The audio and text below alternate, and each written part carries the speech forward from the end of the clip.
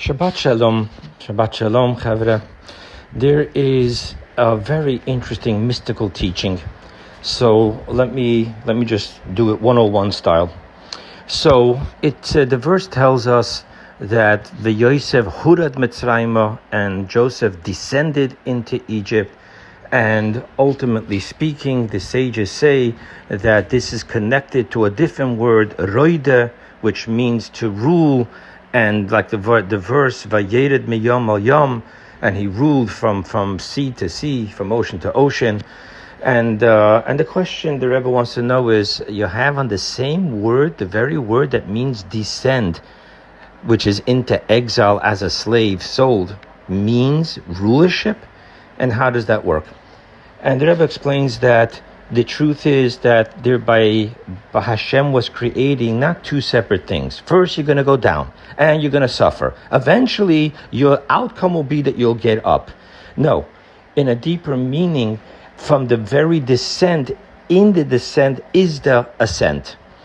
And we see actually that the minute Joseph was sold into slavery, his master Potiphar says, "Oh wow, I see that God is with him and everything he does is blessed," and he becomes the ruler over the house.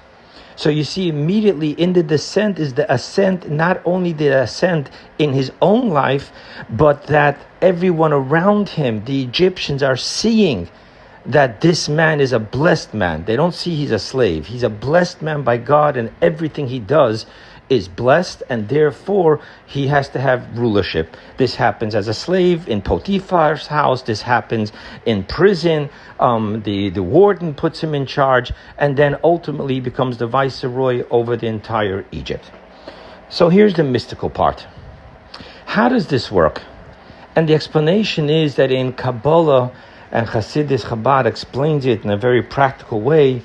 In order to have the finite world from the infinite, there had to be a contraction in which the infinite light was pulled back to shine inwards instead of outwards, creating a void of infinitism, and the finite light shone forward.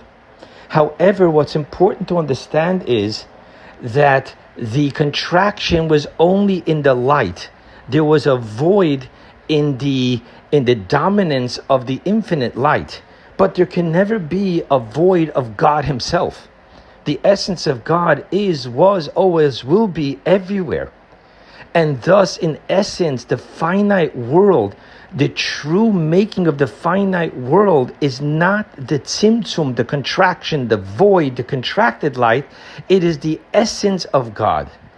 And because it's the essence of God, we have here the unbelievable dichotomy that there's a finite world of ego, I am, but ultimately the truest definition of that I am is God is. Because the essence of God is the DNA of every single finite, arrogant, egocentric, self-serving creation.